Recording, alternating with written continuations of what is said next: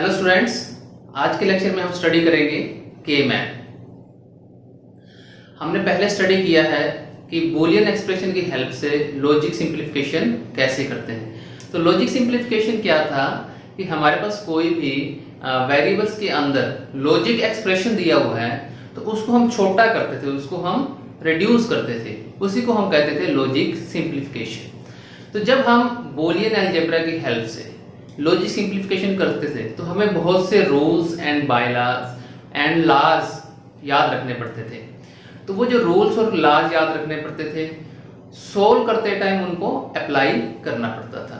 तो वो हमारे लिए थोड़ा सा कॉम्प्लेक्स प्रोसेस हो जाता है logic simplification using Boolean algebra, और कभी कभी तो हम उसको सोल्व भी नहीं कर पाते। तो के मैप जो है, के मैप बहुत ही सिस्टमेटिक एक तरीका है जिससे हम किसी भी लॉजिक एक्सप्रेशन को सोल्व कर सकते हैं सिस्टमेटिकली। तो के map is just logic simplification method. तो के मैप क्यों बोलते हैं इसको? क्योंकि इसमें एक मैप की तरह हम स्ट्रक्चर बनाते हैं, इसलिए इसको हम बोलते हैं के मैप। तो के मैप क्या है?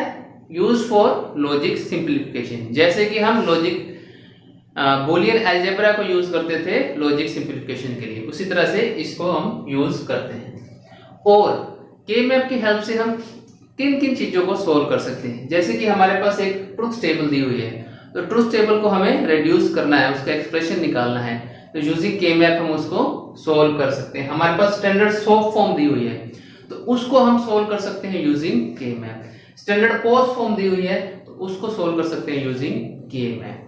तो आप समझ लीजिए कि के मैप जो है वो सिर्फ एक लॉजिक सिंप्लीफिकेशन करने का मेथड है। अब इसको जब हम यूज करते हैं तो इसके लिए हमें काफी सारे स्टेप्स फॉलो करने पड़ेंगे। वो स्टेप्स क्या क्या हैं और उनको किस तरीके से हमें फॉलो करना है, उनको हम अभी डिटेल में स्टडी करेंगे। सबसे पहले जो आज का लेक्चर है उसमें हम ये देखेंगे कि के मैप को बनाया कैसे जाएगा। उसको सोल्व करने का तरीका तो हम बाद में देखेंगे, सबसे पहले देखेंगे कि के मैप कैसे बनता है। तो सबसे पहले हम बात करेंगे वेरिएबल की। जैसे बूलियन अलजेब्रा में हमने बात की थी वेरिएबल की। हमारे पास कोई भी लॉजिक एक्सप्रेशन दिया हुआ है, सपोज कीजिए ये एक्सप्रेशन है y is equal to A B bar plus B A plus A bar, या फिर हमारे पास कोई एक्सप्रेशन है ये A B C plus A bar B plus A bar B C plus A B bar C, और इसमें भी हम लगा लेते हैं बी बार। या फिर कोई एक्सप्रेशन दिया इस तरीके से y is equal to A B C D plus A bar B C D plus A B bar C D. इस तरीके से मान लो हमें एक्सप्रेशन दिए हुए हैं, तो इन एक्सप्रेशन को देख के हम पता लगा सकते हैं कि कितने वेरिएबल यूज हुए हैं। इसमें हमारे पास दो ही वेरिएबल हैं, तो ये 2 वेरिएबल का एक्सप्रेशन है। इसमें देखिए A B C 3 variables use हुए हैं, तो ये 3 वेरिएबल का एक्सप्रेशन है। इसमें हमारे पास 4 वेरिएबल यूज हुए हैं, तो ये 4 वेरिएबल का एक्सप्रेशन है। साथ में ये जो तीनों एक्सप्रेशन हमने लिखे हैं ये क्या है? स्टैंडर्ड सॉफ्ट फॉर्म के एक्सप्रेशन हैं। वो आप पहले ही पढ़ चुके हैं, स्टैंडर्ड सॉफ्ट फॉर्म के, स्टैंडर्ड पोस्ट फॉर्म के। तो ये स्टैंडर्ड सॉफ्ट फॉर्म के एक्सप्रेशन हैं। अब जो भी हमारे पास एक्सप्रेशन दिया जाएगा उसको हमें रिड्यूस करना है यूजिंग के मैप। ये हमारा मेन काम है। तो सबसे पहले हम एक्सप्रेशन देखेंगे, उस एक्सप्रेशन से पता लगाना है हमने कि इसके अंदर कितने वेरिएबल्स हैं। तो फर्स्ट पॉइंट जो है to find out the number of variables in the expression. तो सपोज कीजिए हमारे पास अगर ये एक्सप्रेशन है तो वेरिएबल्स कितने हो जाएंगे? 2। ये एक्सप्रेशन है तो वेरिएबल हो जाएंगे 3, ये एक्सप्रेशन है तो वेरिएबल हो जाएंगे 4। 5 वेरिएबल्स भी हो सकते हैं, 6 वेरिएबल्स भी हो सकते हैं। जो डिप्लोमा लेवल के स्टूडेंट्स हैं उनके लिए सिर्फ 4 वेरिएबल के मैप यूज होते हैं, या वहां तक स्टडी करना है। जो बीटेक डिग्री लेवल के स्टूडेंट्स हैं उनके लिए 5 वेरिएबल 6 वेरिएबल के मैप भी हम स्टडी करते हैं। तो डिप्लोमा के लिए 4 वेरिएबल के मैप तक स्टडी करना है, और जो डिग्री स्टूडेंट्स हैं उनके लिए 5 या 6 वेरिएबल के मैप भी स्टडी करना होता है। तो ये हमें पता लग जाएगा कितने वेरिएबल का के मैप है। तो हमने बात क्या की है, सबसे पहले हम क्या सीखेंगे कि के मैप को ड्रॉ कैसे करना है, ब्लैंक के मैप को ड्रॉ कैसे करना है। उसको ड्रॉ करने से पहले हमें पता होना चाहिए कि हमारे पास वेरिएबल्स कितने हैं। तो इस एक्सप्रेशन से हमें पता लग जाएगा कि हमारे पास वेरिएबल्स कितने हैं। तो हम अब कहां चलते हैं, के मैप ड्रॉ करने के लिए। के मैप ड्रॉ कैसे होगा, तो के मैप ड्रॉ करने के लिए हम सबसे पहले लेते हैं, हमने अगर 2 वेरिएबल के मैप ड्रॉ करना है तो इसमें देखिए क्या होता है, जितने वेरिएबल्स हैं, अगर हमारे पास 2 वेरिएबल्स हैं तो इसके अंदर हम बात करेंगे के मैप के अंदर सेल्स की। अभी हम ड्रॉ करेंगे तो आपको पता लग जाएगा सेल्स क्या हैं। तो सबसे पहले हमें देखना है इसमें सेल्स कितनी आएंगी। वो सेल्स कितनी आती हैं, equal to 2 raise to the power variable. तो वेरिएबल कितने हैं हमारे पास 2, तो 2 रेज़ टू पावर 2 हो जाएगा कितने, 4। तो 4 सेल्स हमारे पास ड्रॉ होंगी। इसके लिए 2 वेरिएबल। तो ये फार्मूला आपने याद रखना है, cell is equal to 2 raise to the power variable, जितने भी नंबर ऑफ वेरिएबल्स यूज होंगे। तो हमारे पास कितनी सेल्स यूज हो रही है, 4 सेल्स। तो 4 सेल्स को हमने कैसे ड्रॉ करना है, सिंपली आपको एक स्क्वायर बॉक्स बना लेना है, इसके अंदर इस तरह से आपने लाइन लगानी, तो हमारे पास 4 बॉक्स हो गए। क्लियर है। वेरिएबल कितने हैं हमारे पास, 2। तो हम मान के चल रहे हैं हमारे पास जो वेरिएबल है वो a और b है। तो यहां पर हम एक लाइन लगाएंगे, इस साइड लिख लेंगे a और इस साइड लिख लेंगे b। अब a क्योंकि बाइनरी वेरिएबल है तो इसकी कितनी वैल्यू हो सकती है, 2, 0 एंड 1। 0 हमने यहां लिख दी, 1 यहां लिख दी, तो a is equal to 0, a is equal to 1। और b की 2 वैल्यू सकती है 0, 1। तो ये हमने यहां लिख दिया और ये हमने यहां लिख दिया। तो इस तरीके से अगर हमारे पास 2 वेरिएबल्स हैं तो उसके कितने कॉम्बिनेशन हो सकते हैं, 4। ये आपको पता है कि अगर हमारे पास 2 वेरिएबल्स हैं तो उसके 4 कॉम्बिनेशन हो सकते हैं। ये चीज आप जानते हैं। तो जितने कॉम्बिनेशन हो सकते हैं उतनी ही सेल्स के मैप के अंदर ड्रॉ की जाती हैं। और एक cell, single cell, one single cell क्या डिफाइन करेगी, एक कॉम्बिनेशन को डिफाइन करेगी। दूसरी सेल दूसरी कॉम्बिनेशन को, तीसरी सेल तीसरी कॉम्बिनेशन को, चौथी सेल चौथे कॉम्बिनेशन को। तो one cell defines single logic combination of variables in truth table। तो जो भी इसके ट्रुथ टेबल अगर बनाते हैं तो उसके अंदर 4 कॉम्बिनेशन है, तो एक सेल एक कॉम्बिनेशन को रिलेट करेगी। कैसे कर रही है वो हम यहां से देख सकते हैं। देखिए 0 0, देखिए a की वैल्यू 0, b की वैल्यू 0, तो यहां 0 0, a की वैल्यू 0, b की वैल्यू 1। इस सेल में क्या हो जाएगा 0 1, a 0 b 1, इसमें a 1 b 0, इसमें a 1 b 1। तो 4 सेल थी, 4 कॉम्बिनेशन इसके अंदर आ गए। क्लियर है चीज। तो हमें सेल की वैल्यू पता होनी चाहिए। इस सेल की वैल्यू 0 0 है, इसकी 0 1 है, इसकी 1 है, इसकी 1 0। अभी आगे चलेंगे तो ये याद रखने की जरूरत भी नहीं पड़ेगी, आप इजीली इसको समझ लेंगे। अब देखिए अगर इसको हम डेसिमल के अंदर लिखते हैं तो डेसिमल में लिखते हैं तो ये 0 1 2 3, ठीक है। तो अगर इसकी हम काउंटिंग यहां लिख देते हैं 0 1 2 3, इस तरीके से हम लिख सकते हैं। तो ये 0 नंबर हो गया, ये 1 हो गया, ये 2 हो गया और ये 3। तो ये सेल्स की काउंटिंग हो जाएगी। टोटल सेल्स कितनी है 2 वेरिएबल्स के अंदर, टोटल सेल्स हमारे पास हैं 4। तो उनकी काउंटिंग क्या हो जाएगी 0 1 2 3। तो ये हमारे पास एक 2 वेरिएबल का के मैप बन जाएगा, जिसके अंदर ये तो डेसिमल वैल्यू है और ये बाइनरी कॉम्बिनेशंस की वैल्यू है। अब इसको हम दूसरे तरीके से भी लिख सकते हैं। अगर हमें ये तो सिंपल लिखा है, अगर हमारे पास स्टैंडर्ड सो फॉर्म में एक्सप्रेशन है, तो उसके लिए हम कैसे देख सकते हैं?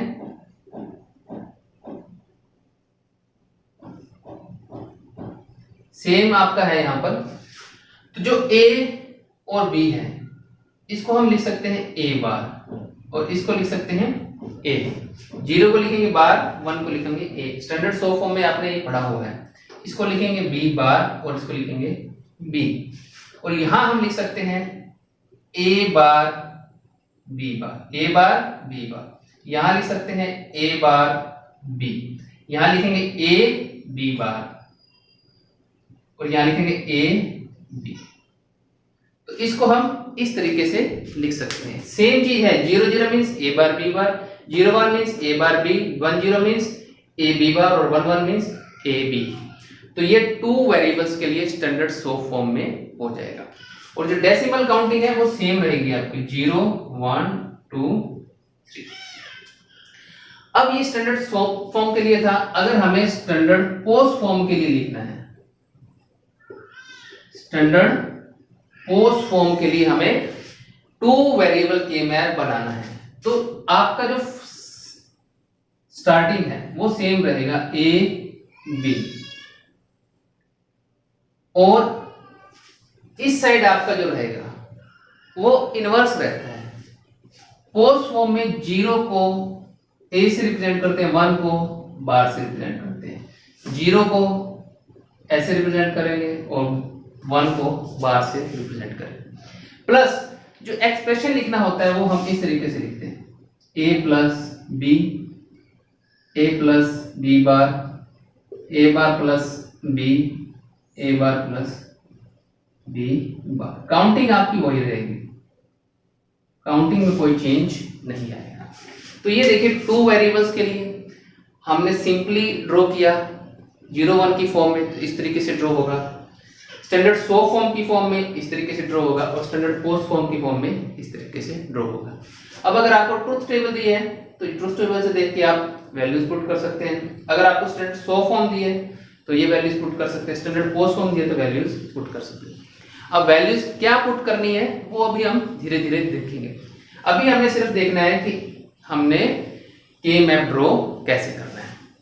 तो जब भी हम क्वेश्चन की बात करेंगे, क्वेश्चन सोल्व करने के लिए, तो उसमें जब हम के मैप ड्रॉ करेंगे तो उसके अंदर हम ये वैल्यूज नहीं लिखेंगे। उसके अंदर ये वैल्यूज तो हमने लिखी है सिर्फ ये समझने के लिए कि इस सेल की जो कॉम्बिनेशन है वो क्या बनती है, इस सेल की कॉम्बिनेशन क्या है, इसकी क्या है और इसकी क्या है। तो इसको हमने जब क्वेश्चन के अंदर लिखना है तो इन वैल्यूज को इनके अंदर नहीं लिखना, उसके अंदर हम सिंपली ब्लैंक के मैप्स ड्रॉ करेंगे। इस तरीके से ब्लैंक के मैप ड्रॉ होंगे अगर हम क्वेश्चन को सोल्व कर रहे हैं। क्लियर है ये चीज?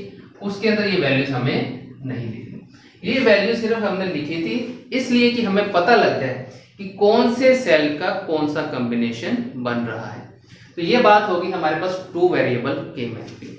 अगर ये आपको अच्छे से समझ आ गया है तो अब हम 3 वेरिएबल और 4 वेरिएबल का के मैप ड्रॉ करेंगे, वो भी बहुत अच्छे से आपको समझ में आ जाएगा। तो 2 वेरिएबल के बाद हम बात करेंगे 3 वेरिएबल। तो 3 वेरिएबल के मैप, सबसे पहले तो हमने देखना है सेल्स। सेल्स कितनी हो जाएंगी? 2 raised to power 3, 8 सेल्स हमने ड्रॉ करनी है। और वेरिएबल हमारे पास कौन कौन से होंगे? A B C। ये ABC हम वैसे ही मान के चल रहे हैं, आपके पास X Y Z भी हो सकता है, कुछ और भी ले सकते हैं, जो भी एक्सप्रेशन में दिया होगा वो। इसको हम इस तरीके से ड्रॉ कर सकते हैं।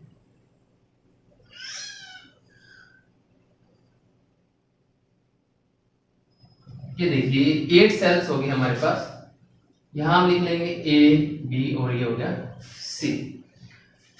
अब A B के 4 कॉम्बिनेशन है, 0 0 0 1 1 0 1 और C के 0 1। तो इस तरीके से ये कॉम्बिनेशन को हमने यहां लिख दिया, A B 0 0 0 1 1 0 1 1। अब इस के मैप में आपको एक चीज ध्यान रखनी होती है कि के मैप में कंडीशन ये है कि एक साथ 2 वेरिएबल चेंज नहीं होने चाहिए। देखिए 0 से 0 गया, चेंज नहीं हुआ, 0 से 1 गया, एक वेरिएबल चेंज हुआ।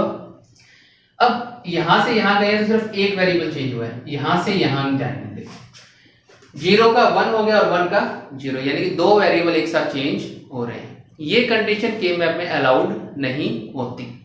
तो इसके लिए हम क्या करते हैं, ये बाद वाली चीज को हम पहले लिख देते हैं। अब देखिए 0 का तो 1 हो गया, लेकिन 1 का 1 नहीं रहा है, एक ही वेरिएबल चेंज हुआ है, तो ये कंडीशन ठीक है। और जो यहां लिखा था उसको बाद में लिख देते हैं। देखिए 1 का 1 रहा, 1 का 0 हो गया, तो यहां पर भी एक वेरिएबल चेंज हुआ है।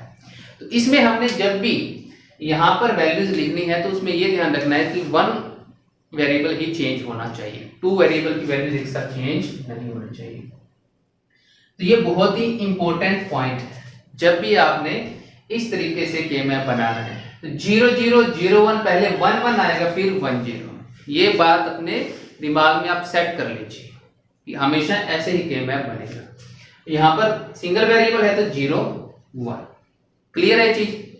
और इसकी काउंटिंग अगर हम 3 वेरिएबल के लिए लिखें 0 0 0 0 0 1, इस फॉर्म में लिख रहे हैं ए बी सी, 0 0 0 0 0 1, इस तरीके से जाएंगे 1 1 1 तक। तो यहां आ गया 0 1 0 0 1 1 1 1 0 1 1 1। पहले ए बी को लिखना है, देखिए 1 0, फिर सी को लिखना है, पहले ए बी को लिखना है, फिर सी को लिखना है। तो अगर आप काउंटिंग देखें तो ये हो गया 0 1 2 3 4 5 6 7। तो ये आपकी कॉम्बिनेशन हो जाएंगे। अब ये काउंटिंग हम क्यों लिखते हैं, क्योंकि आपने देखा होगा स्टैंडर्ड फॉर्म को हम मिन टर्म्स की फॉर्म में लिखते हैं, small m1 m2 m3 m4, और पोस्ट फॉर्म को हम कैसे लिखते थे, मैक्स टर्म की फॉर्म में, कैपिटल M की फॉर्म में, m1 m2 m3। तो वो जो 0 1 2 3 है ये मिन टर्म्स या मैक्स टर्म को रिप्रेजेंट करेंगे स्टैंडर्ड फॉर्म में या पोस्ट फॉर्म में। ये सिंपल आपकी वैल्यूज यहाँ पर हो गई।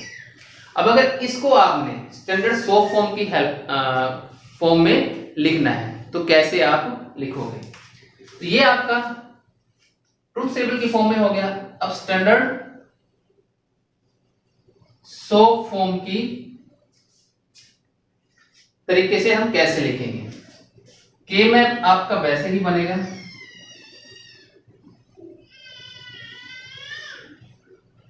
क्लियर। यहां आपने ए भी लिख दिया, यहां लिख दिया सी, यहां पर आप लिखेंगे ए बार बी बार, यहां लिखेंगे ए बार बी, यहां लिखेंगे ए बी, यहां लिखेंगे ए बी बार, यहां लिखेंगे सी बार और यहां लिखेंगे सी। क्लियर है, काउंटिंग आपकी वही है 0 1 2 3 4 5 6 7। अब जो इनके 100 एक्सप्रेशन हो जाएंगे मिन टर्म्स, जिनको हम कहते हैं 100 फॉर्म के अंदर जो एक्सप्रेशन होते हैं उनको हम कहते हैं मिन टर्म। वो मिन टर्म्स क्या क्या आ जाएंगे, देखिए A bar B bar C bar, A bar B bar, A bar B bar C, A bar B और C bar, A bar B C, A B C bar, A B C, A B bar C bar, A B bar C. तो ये जो main terms हो जाएंगी उनको हमने लिख दिया है। फिर अगेन मैं वही कह रहा हूं, ये मेन टर्म्स सिर्फ हमें पता लगाने के लिए है कि कहां पर कौन सी वैल्यू आएगी। जब हम फाइनल सोल्व करेंगे तो उसके अंदर इनको नहीं लिखेंगे। तो ये आपका स्टैंडर्ड फॉर्म के लिए हो गया। इसी तरीके से आप स्टैंडर्ड पोस्ट फॉर्म के लिए लिख सकते हैं, जैसे कि हमने 2 वेरिएबल्स के लिए लिखा है। अगेन मैं एक बार लिख देता हूं यहां पर स्टैंडर्ड पोस्ट फॉर्म के लिए, तो कैसे हो जाएगा आपका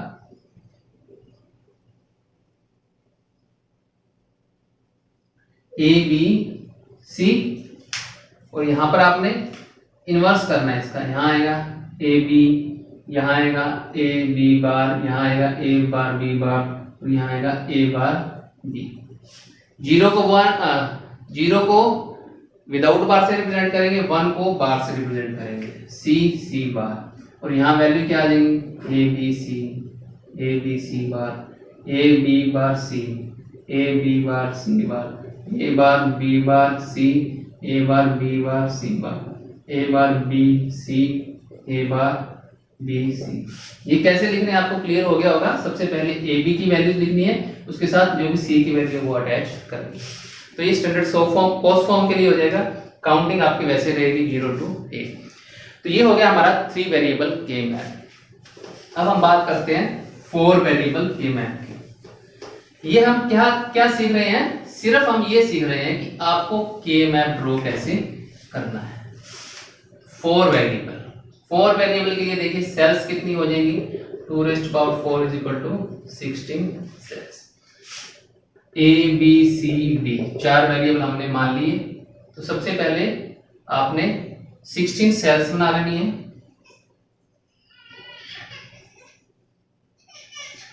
ये 16 सेल्स हो गई आपकी, क्लियर है। A B C D इस तरीके से हम वैल्यू लिखेंगे। A B की 4 वैल्यू हो सकती है 0 0 0 1, यहां पर क्या लिखना है 1 1 1 0। वेरिएबल चेंज एक ही होना चाहिए, 0 0 0 1 1 1 1 0। अब 16 कॉम्बिनेशन बन जाएंगे इसके, 16 सेल हो गए तो कितने कॉम्बिनेशन हो गए 16। तो उसकी काउंटिंग लिखने से पहले अगर हम ये इसकी वैल्यूज लिखें 0 0 0 0 4 0 0 0 0 1 0 0 1 1 0 0 1 0। नेक्स्ट वैल्यू क्या हो जाएगी, पहले 0 1 फिर 0 0 0 1 0 1 0 1 1 1 0 1 1 0, फिर 1 1 0 0 1 1 0 1 1 1 1 1 1 1 1 0 1 0 0 0 1 0 0 1 1 0 1 1 1 0 1 0। तो ये वैल्यूज हमारी हो जाएंगी। ये वैल्यूज क्या है, एक्चुअल में ये वैल्यूज है सेल। ये वैल्यू डिनोट करती है इस सेल को, ये वैल्यू डिनोट करती है इस सेल को, ये वैल्यू डिनोट करती है इस सेल को, और ये वैल्यू इस सेल को डिनोट करती है।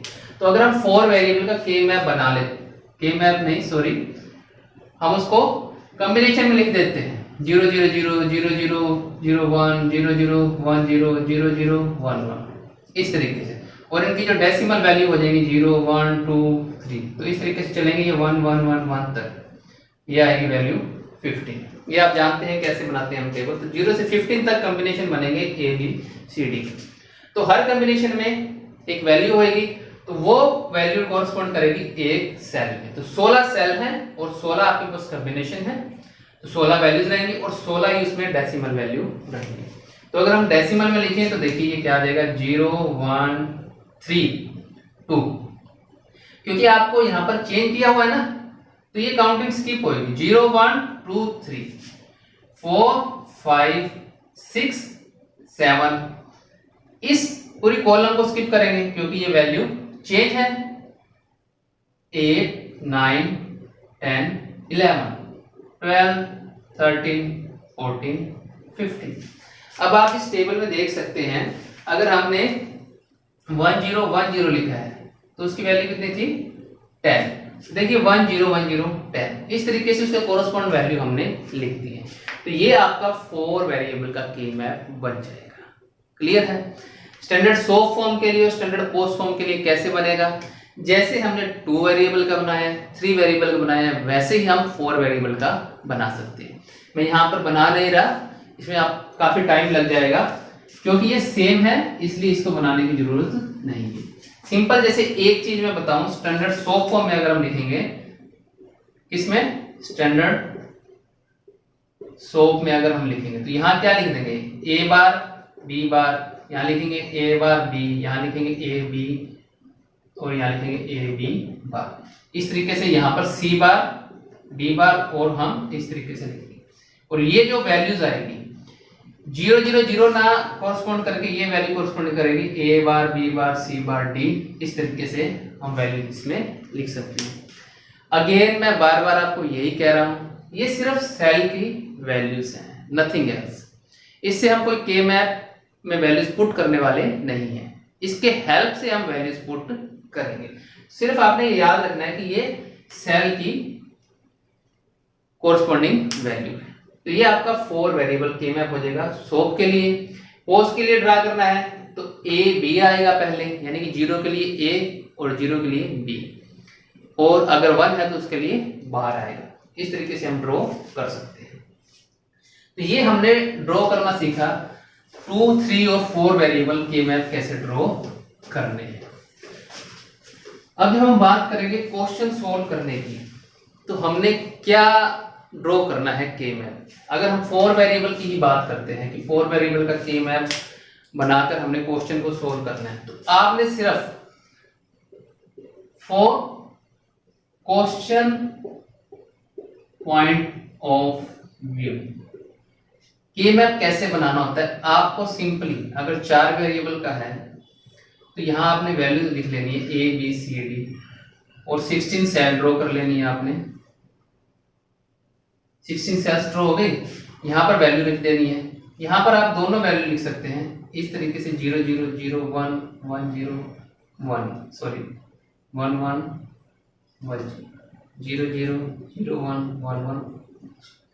ये वैल्यू आपने सिंपली लिखनी है। अगर आपके पास सॉफ्ट फॉर्म है तो यहां पर आप ए बार बी बार लिख सकते हैं, ए बार बी लिख सकते हैं। अगर स्टैंडर्ड सॉफ्ट फॉर्म है तब आप 0 1 ना लिखिए, आप ऐसे लिख सकते हैं A bar B bar, A bar B, A B and A B bar, इस तरीके से सी और डी। आप दोनों भी लिख सकते हैं अगर आपको और अच्छे से करना है, या दोनों में से एक लिख सकते हैं। ओस है तब भी आपको ए बार बी इसी तरीके से लिखना है, उसमें आपका बार हट जाएगा। तो ये आपने सिंपली लिखना है सबसे पहले, ठीक है। उसके बाद आपको इसके अंदर काउंटिंग लिख देनी है छोटी छोटी, 0 1 2 3 4 5 6 7 8 9 10 11 12 13 14 15। अब आपको ये चीज समझ आएगी होगी कि हर थर्ड बॉक्स को आपको स्किप करना है। 0 1 2 3 4 5 6 7, फिर पूरी कॉलम स्किप कर देनी 8 9 10 11 12 13 14 15। इसको एक बार आप ड्रॉ करना सीख गए, प्रैक्टिस करोगे तो आपको हमेशा 4 वेरिएबल के लिए सबसे पहले यही चीज ड्रॉ करनी है, और कुछ भी आपको ड्रॉ नहीं करना। ये ड्रॉ करने के बाद हम इसको सोल्व करेंगे। तो ये आज के लेक्चर में जो हम देख रहे हैं, क्या देखा है कि हमने सिर्फ ब्लैंक के मैप को ड्रॉ करना सीखा है। क्या सीखा है हमने? हाउ टू ड्रॉ ब्लैंक के मैप।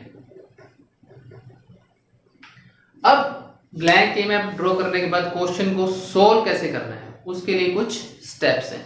उन स्टेप्स को हम देखेंगे 1 बाय 1 कैसे उसको हम सोल्व करेंगे।